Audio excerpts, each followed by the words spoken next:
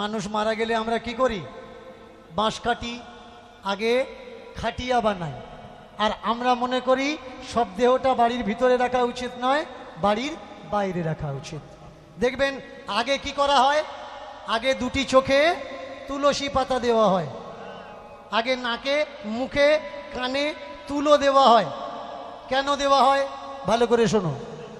মানুষ মরে যাওয়ার পরে তার বডির ভিতরে যে ব্যাকটেরিয়া থাকে, পচার পরে ব্যাকটেরিয়া বৃদ্ধি হতে হতে বডি ফুলতে থাকে।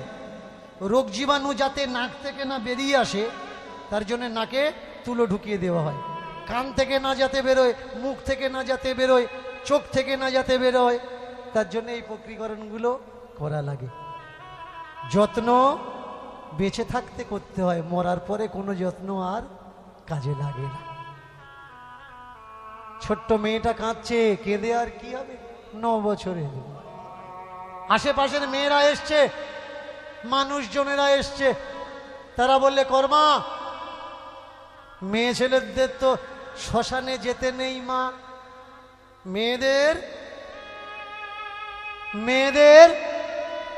শ্মশানে যেতে নেই। এখন হয়তো যায় জোর করে, কিন্তু নিয়ম এটা, মেয়েদের শ্মশানে যাওয়া নিষিদ্ধ।